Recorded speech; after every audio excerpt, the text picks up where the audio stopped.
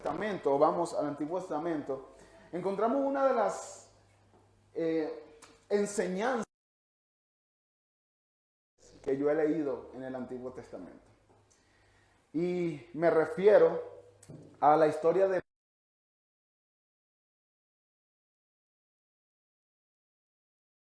leído. Ahorita vamos a, por lo menos a contexto. Y quiero usar esta enseñanza porque esta enseñanza o este pasaje me ayuda a introducir. Busquen por favor allí, el segundo libro de Samuel. Segundo libro de Samuel, capítulo 12, desde el versículo 1. Y miren lo que dice allí. David, ¿verdad? Era el rey de Israel. Y David, en su palacio, y vio una mujer llamada Betsabé, que no era su mujer. Y como era el rey, entonces él dijo, tráiganme a Betsabé, pues yo la quiero por mujer, ¿no? Entonces, y después de eso, entonces él, para justificar su pecado y que nadie se diera cuenta, a maquinar, en un sentido embriagar a Urías, al esposo de Betsabé, para que embarazada, y no logró eso por la fidelidad de Urías a él como rey. Al final puso a Urías en lo primero de la batalla para que muriera, muy probablemente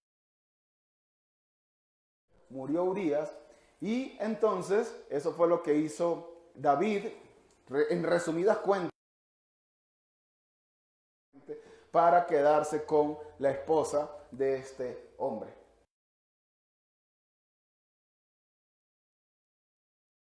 Como rey, y un día, ¿verdad? Sucede esto que vamos a leer el día de hoy. Dice, entonces a David, y vino a él y le dijo, habían dos hombres en una ciudad, el uno rico tenía muchas ovejas y vacas, pero el pobre no tenía más que una corderita que él había comprado con él y con sus hijos. Comía de su pan, bebía de su copa y dormía en su... Vino un viajero al hombre rico y éste no quiso tomar de sus ovejas ni de sus vacas que había venido a él, sino que tomó la corderita de aquel hombre pobre y la preparó para él. Y se encendió la ira de David en gran manera contra aquel hombre y dijo a Natán, vive el hombre que hizo esto, merece morir y debe pagar 4 veces por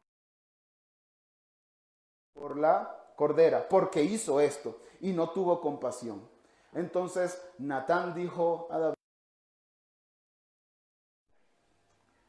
tú eres aquel hombre. Prácticamente lo que pasó con David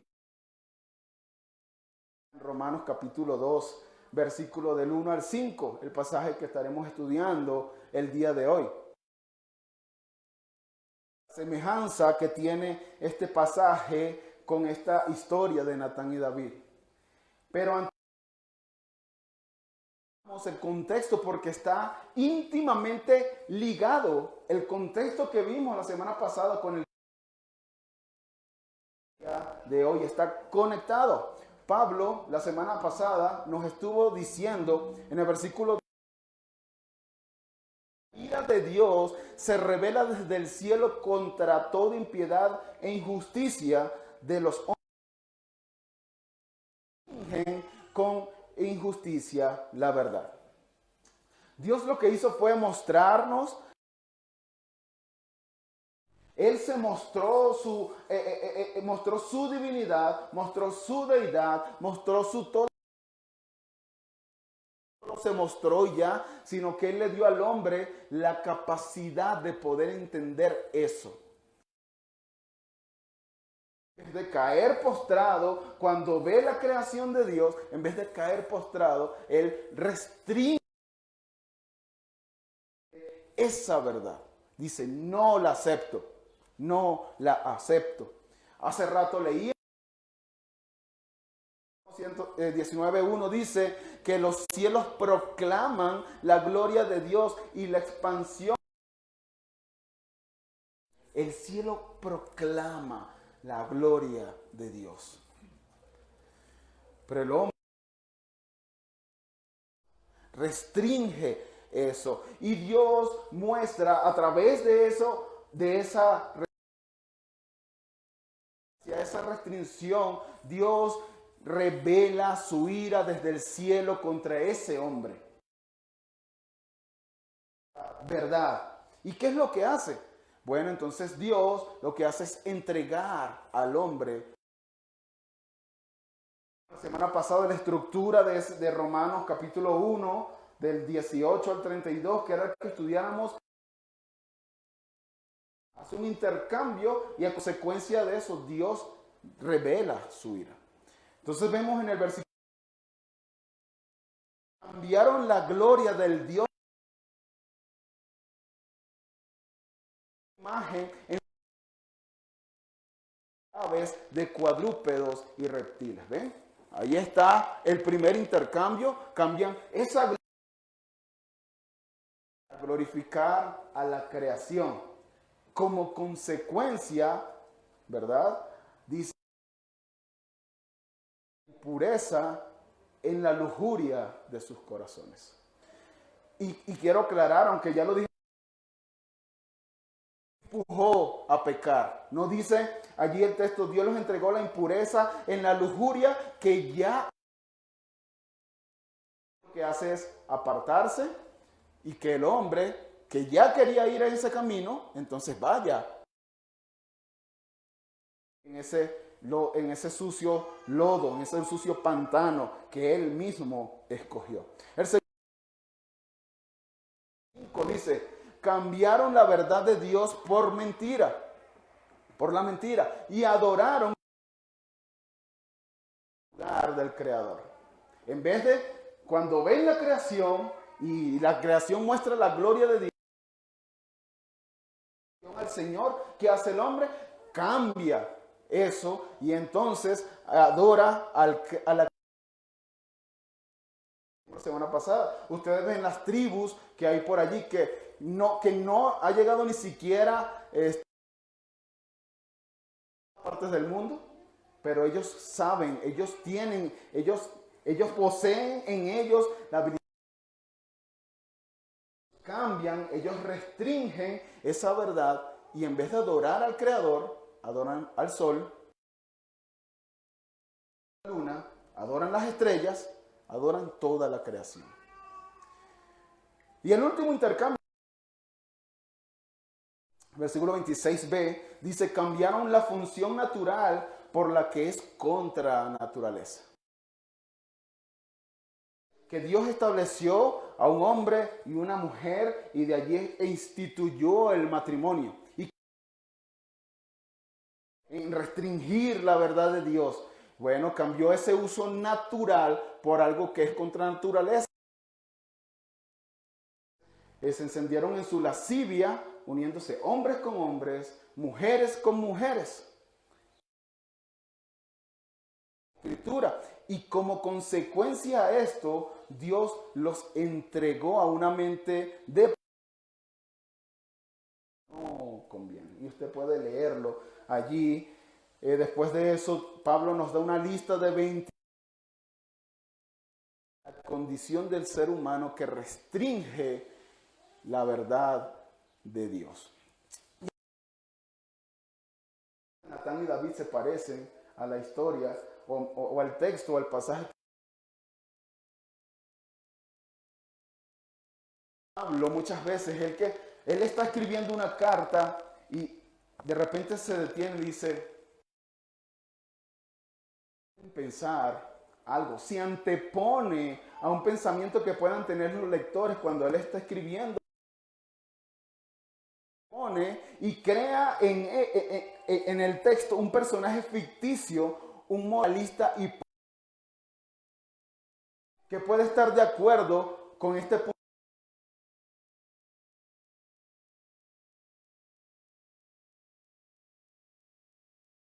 Dios hizo esto y descendió la ira, Dios reveló la ira en contra de esas personas que están ahí. Amén a eso. Amén, deben ser juzgados por Dios. Y ese David allí juzga duramente a estos hombres. Y está en la misma condición de estos hombres a los que está juzgando. Natán le dice, tú eres ese hombre. Tú eres ese hombre. Muchos aquí conocen Paul Washer, si no lo conocen, se los recomiendo mucho. La mayoría de los que hemos estudiado un poco de la Reforma y todo eso, fue a través de Paul Washer que empezamos a conocer, ¿verdad? Todo esto. Paul Washer tiene un mensaje muy conocido que se llama a la juventud. Y él está predicando ahí en contra de la vida libertina a los jóvenes y en ese momento van a aplaudir. Y Paul Washer dice, no sé por qué tú aplaudes, porque es contigo que estoy hablando. No es para alguien más. Algo así es lo que va a hacer Pablo con este pasaje. El título, los moralistas y el juicio.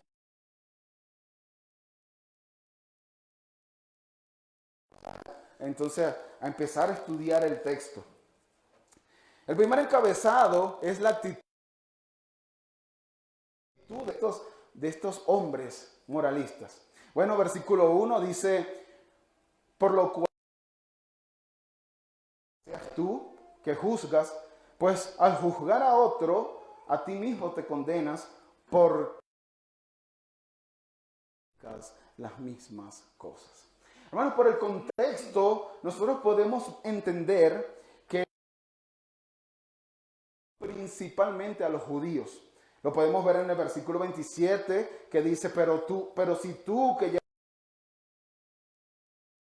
y que te glorías en Dios. Entonces vemos que aquí Pablo, en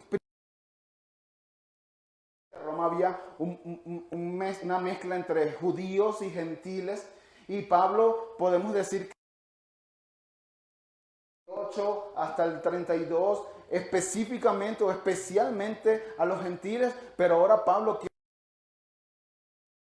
judíos, pero también incluye a los gentiles. Por eso Pablo está diciendo, oh hombre, cualquier... Entonces Pablo tiene primeramente a los judíos en mente, pero también está hablando a los gentiles que estaban ahí.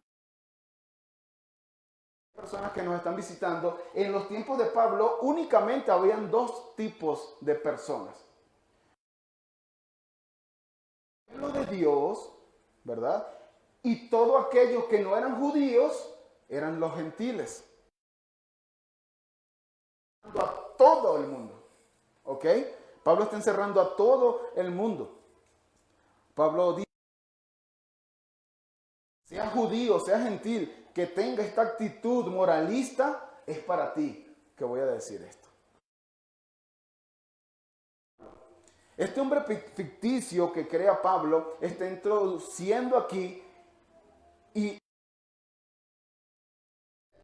todo esto que acaba de decir Pablo dice, amén. Yo no sé si usted ha visto esas iglesias que puede ser. De hecho, cuando yo estoy aquí predicando, distraídas, ¿no? Están distraídas allá, como que sí. Pero hay personas que están muy atentas y están haciendo amén, amén, amén, amén a eso, ¿no? Eso es verdad. Pero tenemos que tener cuidado, hermanos, de estar diciendo amén porque es verdad lo que está diciendo Ricardo allí. Y tú, Ricardo, allí. Al tener esa actitud, se está... Pablo aquí es porque tú que juzgas, practicas las mismas cosas que estás juzgando. Lo que quiero aclararles es que Pablo no está condenando el que esa persona juzgue. Pablo no está condenando a las personas. O sea, eso no es lo que él está condenando. De hecho, muchas personas ahorita dicen, no juzgues. No solamente dentro de las iglesias, sino aún fuera de las iglesias. No juzgues, no me juzgues, por favor, no me juzgues. Para que no seáis juzgados. Pero de verdad la Biblia está enseñando eso. La Biblia está enseñando. Miren lo que dice Juan, capítulo 7, versículo 24. Juan 7, 24 nos dice, no juzgues, sino juzgad con justo juicio. Nosotros tenemos que juzgar, pero el justo.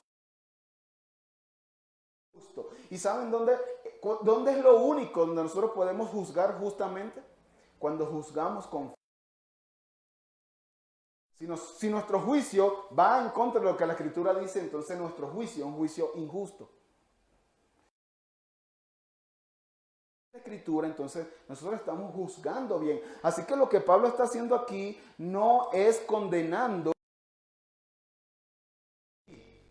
Lo que Pablo está condenando aquí es que este hombre que está juzgando, él mismo practica estar juzgando. Y Cristo, hermanos, no solamente Pablo, de hecho, de allí Pablo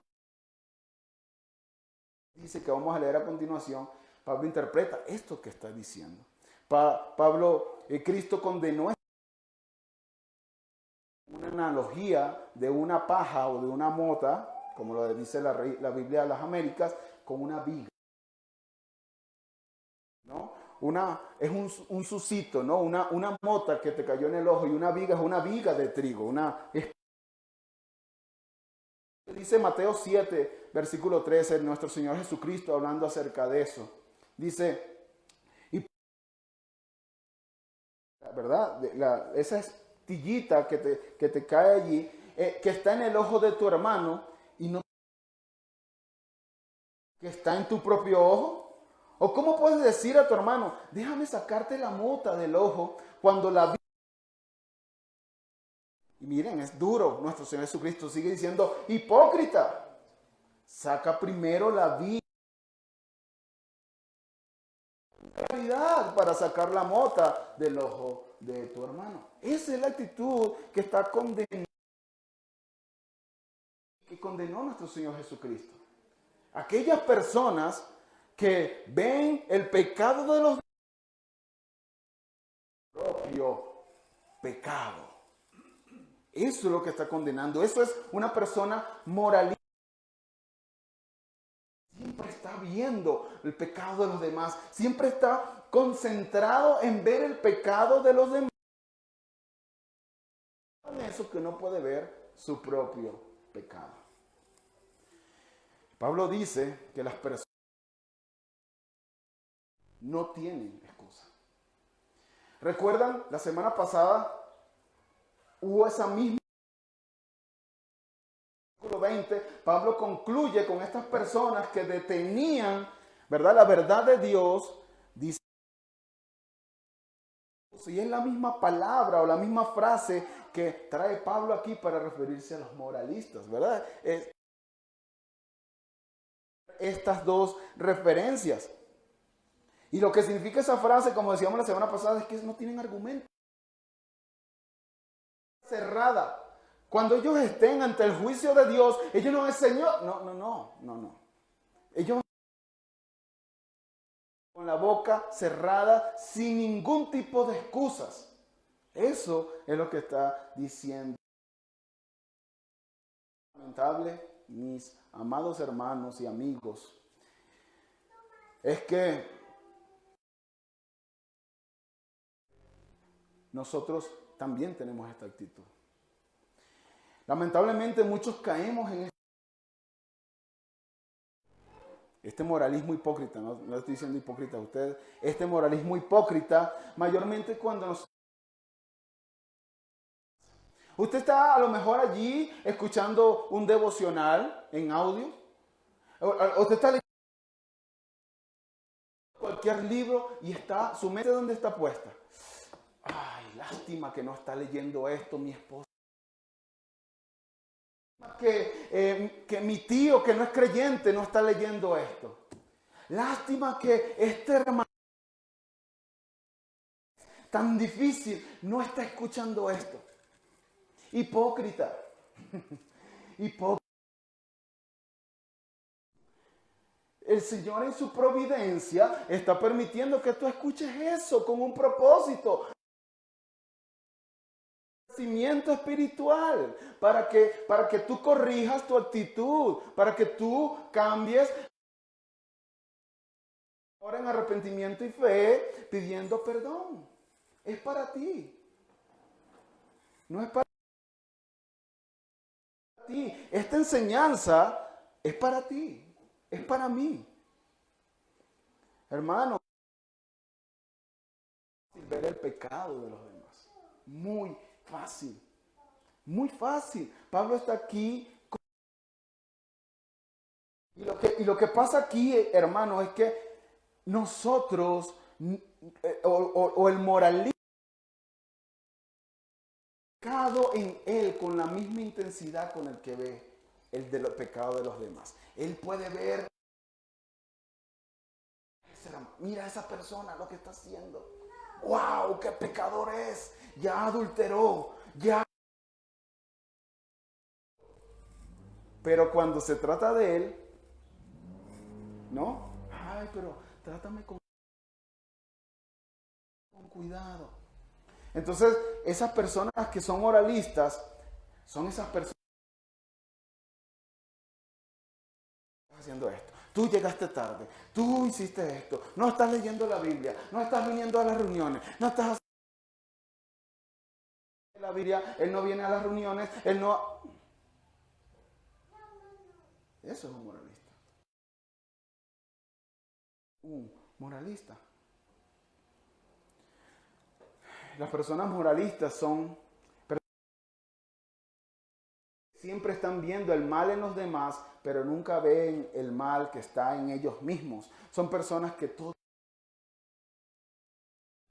El baño es muy pequeño, entonces cuando yo... O sea, la iluminación es muy corta. Ese es lo que... Yo creo que ya hay que buscar otro local. Todo es criticar, criticar, criticar. Pero no puede ver, no puede voltear a verse a él mismo y defectos y juzgarlos con la misma intensidad con lo que él juzga el pecado. No ve la viga que tiene en su ojo, es más, ni la siente. Él no puede cerrar nada de mi ojo, no tengo nada. Y lo lamentable es que muchos cristianos, muchos viven juzgando a todo el mundo. Y la persona moral crítica. No crítica, hipercrítica. Y esa persona está revelando dos cosas. La primera es que necesita crecer en su entendimiento de una persona inmadura.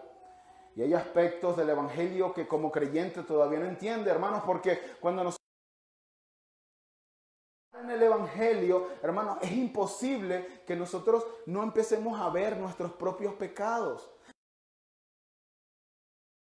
Nosotros tenemos que saber cuál es nuestra condición delante de Dios. Si no, no vamos a poder comprender. ¿Qué significa buena noticia? Empieza primero con ¿qué? Con una mala noticia. Todos están bajo la misma condición. O lo segundo que puede estar es que sea un moralista inconverso que cree que es cristiano pero no lo es. Hermanos, nosotros, tú y yo, tenemos que estar examinándonos cada vez. 13, versículo 5, la segunda de los Corintios, le dice, examinaos a vosotros mismos si estáis en la fe. Nosotros, constantemente, un libro que es muy bueno para eso es Primera de Juan. Lee Primera de Juan y vete. ¿Estoy yo amando a mi hermano? Por ejemplo, ese es uno de los temas que más Juan amplía. Y si no lo estoy haciendo, entonces ¿qué debes hacer? Venir arrepentido al Señor, pidiendo perdón en su justicia. Dice Pablo que las personas que son así no tendrán ningún tipo de argumento, lo que nos lleva a nuestro segundo encabezado. El justo juicio. Versículo 2 y 3. Dice, y sabemos que el juicio de Dios justamente cae. 3. Y piensas esto, oh hombre, tú que condenas a los que practican tales cosas y haces lo mismo. El juicio de Dios. Pablo dice, hermanos, que el juicio de Dios cae, en la enseñanza anterior, justamente contra las personas que practican estas cosas.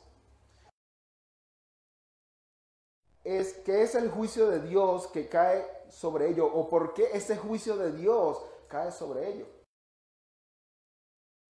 que ellos critican es lo que ellos hacen. Lo mismo que juzgan. Importante el contexto anterior. Pablo viene hablando de estas personas que detienen con injusticia la verdad.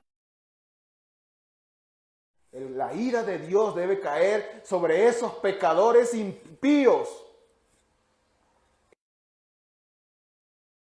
Pero lo que no están viendo es que ellos están practicando esos mismos pecados. Vamos a ver un análisis. Capítulo 1, versículo 29. Y ver esta lista nuevamente de 21 pecados. Estando llenos de toda injusticia, maldad, avaricia y malicia. Yo te pregunto, hermano, ¿de verdad no has sido nunca envidioso? Tienes que ser sincero contigo mismo. ¿Nunca has sido envidioso? ¿Nunca? Yo nunca, no he matado ni una mosca, Ricardo. Mira, 3:15 dice, todo el que aborrece a su hermano es homicida. Y vosotros sabéis permanente en él. Mi pregunta es, ¿has tú odiado en algún momento a tu hermano? Contigo. Has cometido homicidio en tu corazón.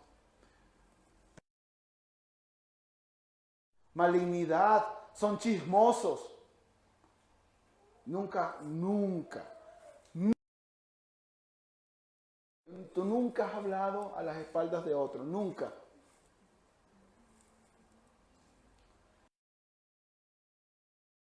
De Dios, insolentes, soberbios, jactanciosos. Nunca te has jactado de lo malo. Yo siempre, si hay algo que yo tengo, hermano, es que yo padres, siempre lo he honrado de manera perfecta. Los padres sin entendimiento, indignos de confianza,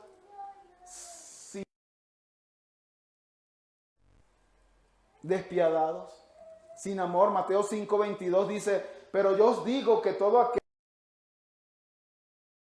será culpable ante la corte, y cualquiera que diga racá a su hermano, que significa imbécil, a su hermano, será culpable delante de la idiota será reo del infierno de fuego. Siempre has amado. Siempre. ¿Ven el argumento de Pablo? Estas personas son tan culpables como las personas que estudiamos la semana pasada. Son tan culpables. Son culpables.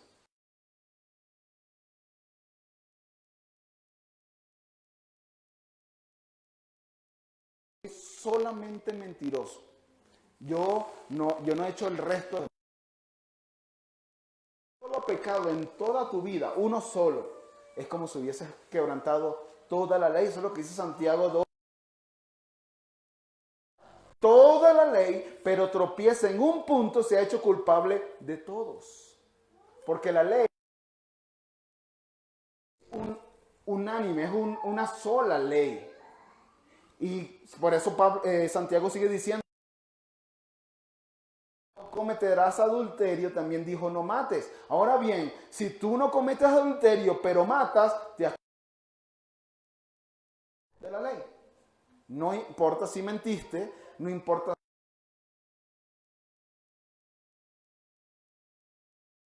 en nombre de Dios, un solo pecado te hace transgresor de toda la ley.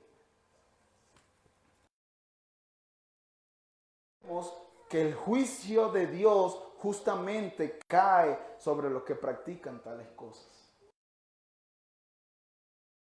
Bueno, que juzga, pero él mismo no se ve como un merecedor de ese mismo juicio, esas cosas que juzga. El juicio de Dios cae justamente sobre esas personas.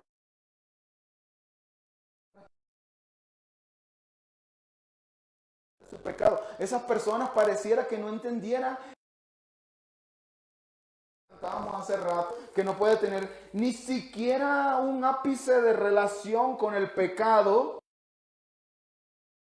Entienden su propia pecaminosidad, su propia profundidad de pecado que hay en ellos. No. Entonces ellos ven al Dios de la Biblia que juzga cuando es el pecado. Dios de amor cuando se trata de sus propios pecados. Por eso, piensas esto, hombre, tú que condenas a los que practican tales cosas y haces lo mismo que escapar de Dios. El hecho aquí no es condenar, como ya dije, el pecado, la presencia de Dios, sino que tu condenación es más severa para con los demás. O el argumento o el pensamiento de esta persona es, este sí es pecador. O sea, él juzga eso que él mismo practica. Y si él juzga ese pecado y dice, merece la ira de Dios, merece estar sobre esa persona, y él mismo la practica, entonces la ira de Dios también debe caer sobre él. Por eso dice, no vas a escapar del justo juicio de Dios. La persona moralista de Dios por sus buenas obras. ¿Se recuerdan cuando Cristo estaba hablando de los sepulcros blanqueados? Un sepulcro tiene muerte por dentro, bonito por fuera. Así son ustedes, dice el Señor. Las personas legalistas y moralistas son hipócritas porque ellos dan apariencia de piedad y tú como que si ellos no caminan, ellos levitan.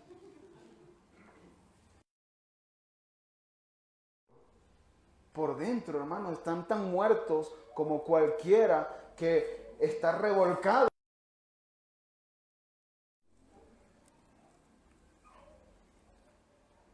Esa buena obra que el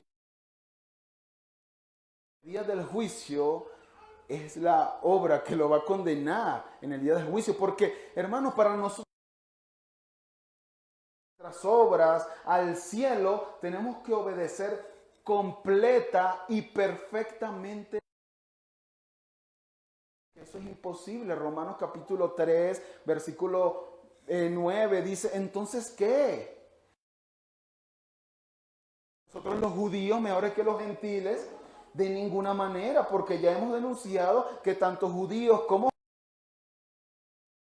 pecado. Como está escrito, no hay justo ni a uno, no hay quien entienda, no hay quien busque a Dios, son inútiles, no hay quien...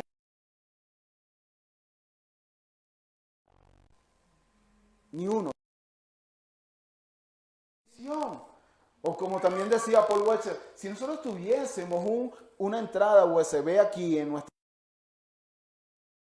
Estáramos con ese cañón allí, los pensamientos, no vamos a ir de toda la vida, los pensamientos del día de ayer,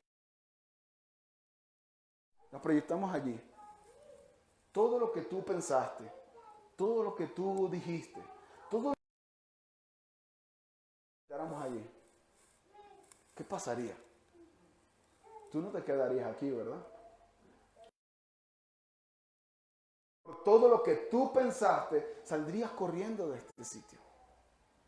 Saldrías corriendo de este sitio. Hebreos 4:13 dice, no hay cosa creada oculta a su vista, descubierto y desnuda ante los ojos de aquel a quien tenemos que dar cuenta.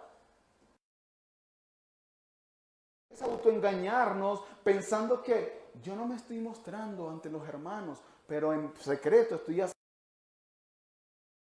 decirte una mala noticia. Eso que estás haciendo en secreto, Dios lo está viendo a pleno. Por eso el juicio de Dios justamente cae.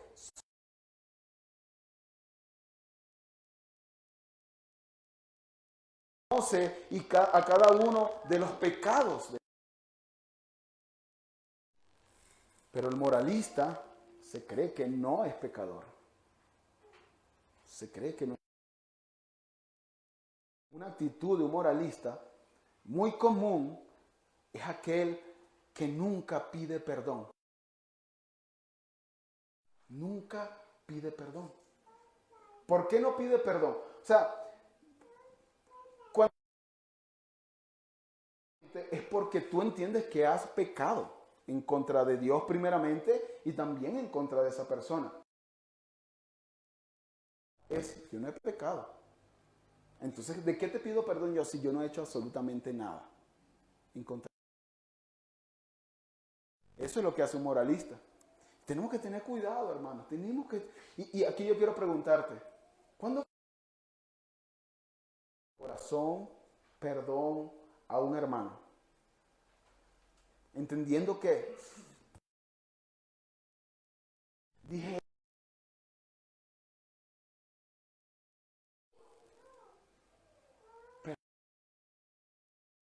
esto, perdón. Si tienes mucho tiempo que no has hecho eso, déjame decir, ¿sabes por qué? Porque nosotros estamos constantemente pecando. Nuestros hermanos, dentro de la iglesia, eso se va a ver, hermanos. La iglesia no es un lugar para la santidad, no. La iglesia es un lugar donde pecadores dicen acepto. Pecadores que son el peor de los pecadores, el peor de los pecadores, y por eso hay una guerra campal dentro de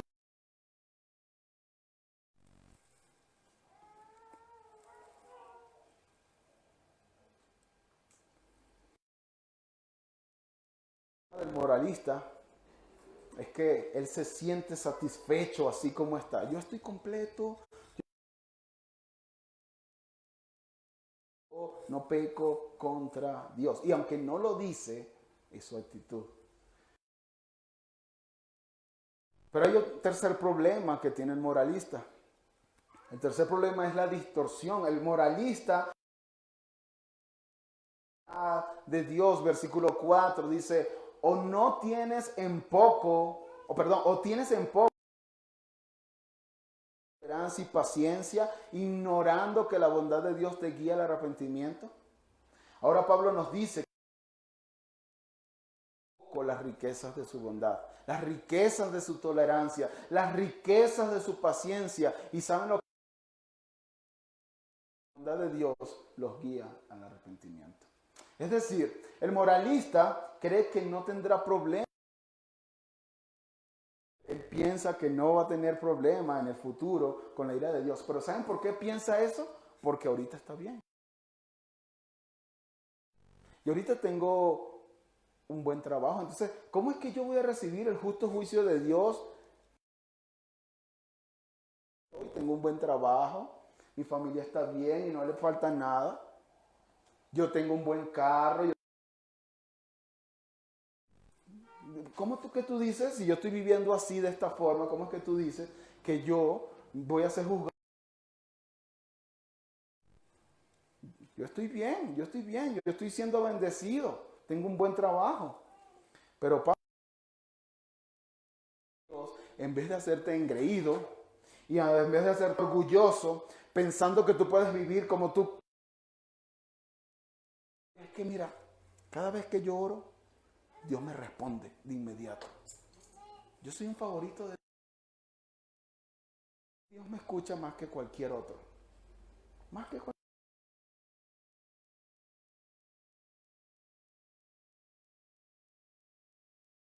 Orgulloso debería guiarte al arrepentimiento. El propósito de la bondad de Dios no es disculpar el pecado, es estimular el arrepentimiento. Ese es el propósito de la verdad de Dios, de la bondad de Dios, hermano. El hermano hermano y amigo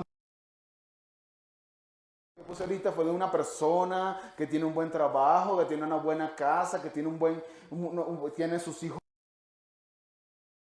Pero no tienes que ser rico para ver la bondad de Dios. No hay que vivir en abundancia para ver eso. Nosotros vemos la bondad. ¿Sabes qué estás respirando? La bondad de Dios. Lo que comiste, ¿verdad? Si te dio tiempo. ¿Sabes qué comiste? La bondad de Dios. Saliste de tu casa, hay unos rayos así que se ven allí, ¿verdad? La bondad de Dios. Y ayer estuvo lloviendo, ¿verdad? Bastante. ¿Saben qué es eso? No necesitamos. Nosotros vemos la bondad de Dios. Nosotros vemos la bondad de Dios como oraba al comienzo, en que Dios hace que las estaciones se den. Hermanos,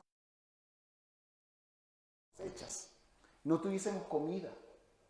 Eso es importante. Y ahí vemos la bondad de Dios. Él sustenta nuestras vidas. Toda buena dádiva y todo don perfecto proviene ¿de dónde? Del cual no hay sombra de variación. Toda cosa buena que tú tienes es una muestra. Pero ¿sabes qué? En vez de pensar en eso y decir, wow, Dios es tan bueno, ir a Él en arrepentimiento y fe. Escuché un ejemplo que es como una madre que siempre le da a su hijo todo lo mejor a su hijo. Ese hijo la trata mal, ese hijo cuando su madre está enferma no la visita, no la ayuda.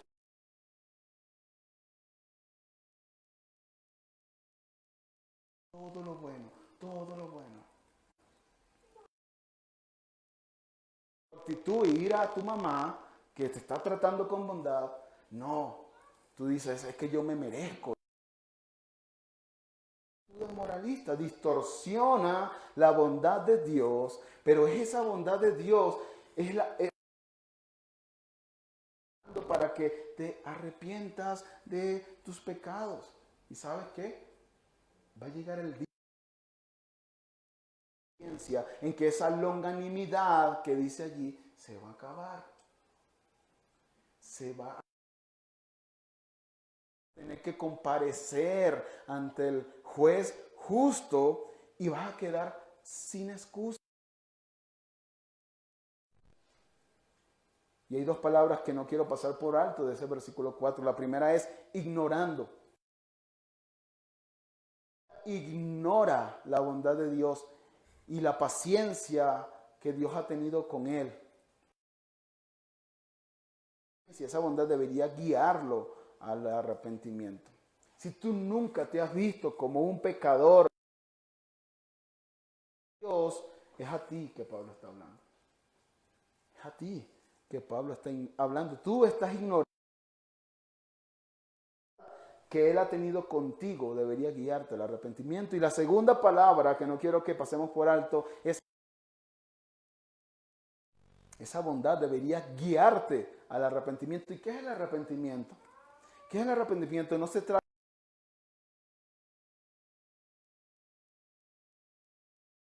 O sea, si te da culpa, si te sientes,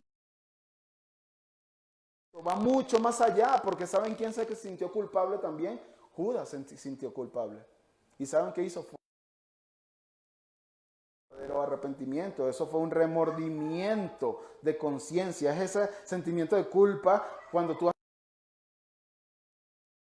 Solamente eso no es arrepentimiento.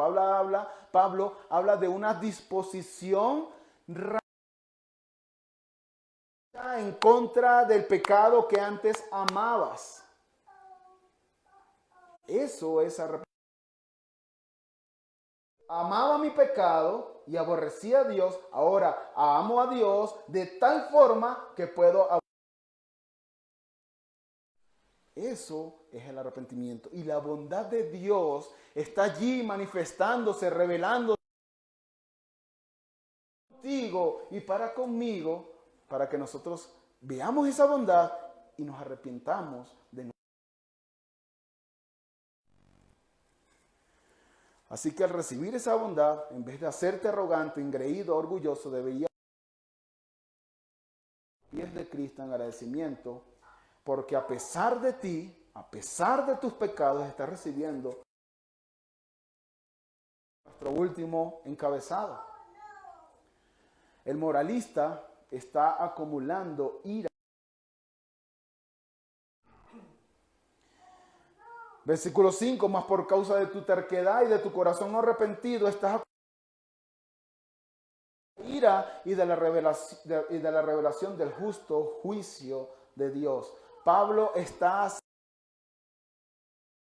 moralista. Él se ve a sí mismo tan bueno, tan decente, él se mejor que su vecino, él cree que no necesita arrepentimiento, el moralista cree que no tiene nada. Es esa actitud, dice Pablo, que Pablo la llama allí, más por causa de tu. ¿Cómo se demuestra esa terquedad? Con un corazón no arrepentido, ¿ven? La bondad de Dios no se arrepienten. ¿De qué? ¿Pero de qué, Ricardo? ¿De qué me tengo que arrepentir yo? Si yo soy tan bueno. Es esa actitud que el moralista, por esa actitud que el moralista está acumulando. Lo que está haciendo el moralista aquí es como, si saben, una represa, ¿verdad? ¿Saben? No una represa de castores, no, una represa de agua grande, de ríos inmensos, así. Que es la represa que da electricidad prácticamente a toda Venezuela. Y esa represa estuviese llenando cada actitud de arrepentimiento que tú tienes, como un aguacero que va cayendo en esa represa y se está acumulando esa agua y sigue creciendo y sigue creciendo y sigue creciendo. ¿Y sabe qué va a pasar un día? Las puertas de esa represa y toda esa acumulación, si está bien dicho, toda esa acumulación de ira, de actitud, de no arrepentimiento, un día se van a abrir esas puertas de esa represa y la ira va a caer sobre ti con toda su fuerza.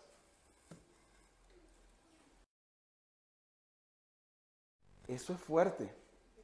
Un tsunami de ira, si podríamos decirlo así. Un tsunami. Eso es lo que está diciendo Pablo allí. Por causa de tu terquedad, estás acumulando ira para ti en el día de la ira y de la revelación del justo juicio de Dios. Por eso no vas a tener excusa, porque no vas a tener ningún argumento. Estás acumulando ira para el día del juicio. Pero ¿saben qué? El propósito, mi querido amigo, no es solamente que tú temas porque vas a recibir. El propósito es que tú puedas ver tu condición de pecado, legalismo, pero que también tú puedas ver la bondad de Dios al arrepentimiento. Y que puedas venir arrepentido a Dios, entendiendo nada para salvarte de esa ira que tú has estado acumulando durante toda tu vida. No puedes hacer nada. Y eso sí que es una mala noticia. Pero ¿saben qué? El evangelio que significa, mi querido amigo, es que Cristo abrió esas compuertas, pero no cayó sobre él. Si tú pones tu confianza en Cristo, que tú acumulaste toda tu vida, no cae sobre ti, cae sobre noticia. Eso es una buena noticia. Solamente si tú pones tu... Lo veíamos la semana pasada, hace 2 semanas. El que no conoció pecado, por nosotros lo hizo. Hecho justicia de Dios en él. Nosotros no tenemos la justicia. Cristo tiene la justicia. En el momento que tú crees en Cristo, entonces Dios te da la justicia de Cristo y entonces Dios te ve como si toda tu vida justa sin cometer un solo pecado por lo que Cristo hizo. Eso es una buena noticia. Y tú tienes que venir en arrepentimiento y creer. Porque si no, las compuertas, hay 2 opciones. O las compuertas, y ves tú. Y a ti, mi amado hermano, cuidado con el moralismo, porque es un enemigo sigiloso. No nos damos cuenta del moralismo. Cuidado con un espíritu hipercrítico. Lo que estás viendo, antes de criticar, primero pregúntate, ya va. Yo también. Y si tú estás practicando eso, y si tú en tu análisis, en ese autoexamen, anda Cristo. ¿Recuerdan? La justicia de Dios se revela por fe y para fe. Creemos por fe para salvación, pero también para santificación. Necesitamos la justicia de Cristo siempre. Siempre practicando ese pecado, anda Cristo. Arrepiéntete. Pero cuidado.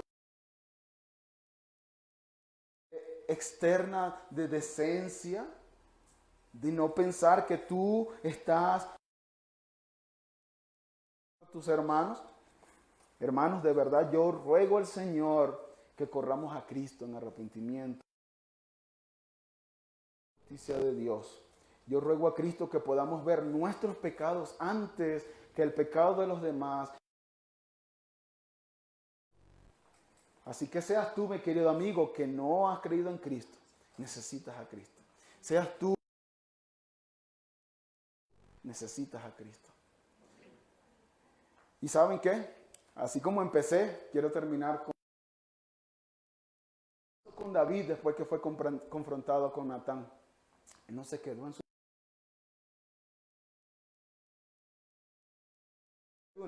Versículo 1.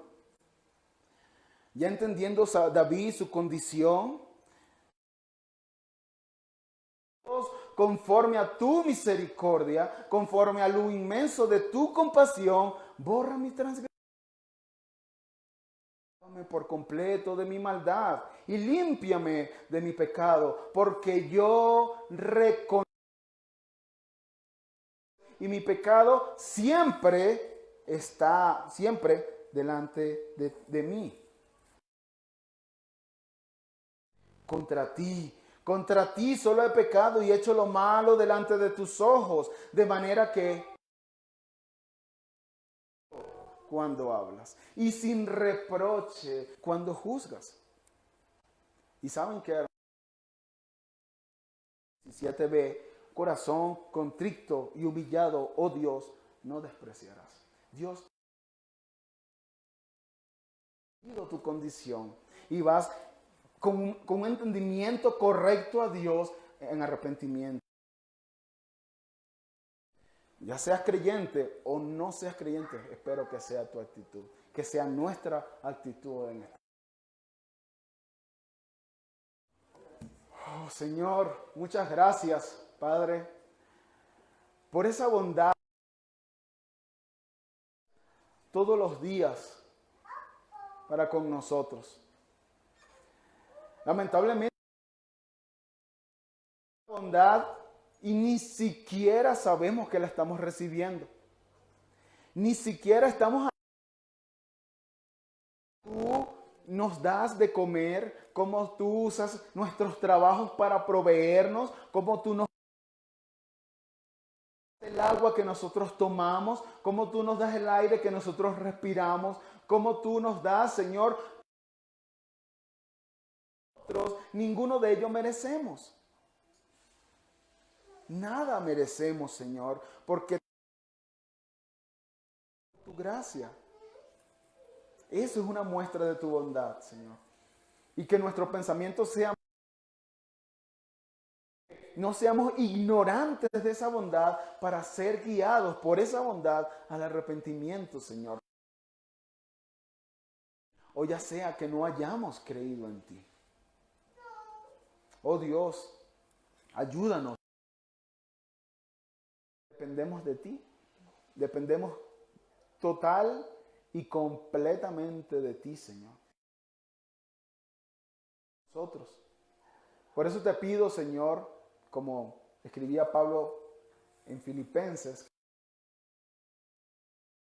pon en nosotros el querer como el hacer por tu buena. Y que nosotros dejemos de ser moralistas. Todos somos moralistas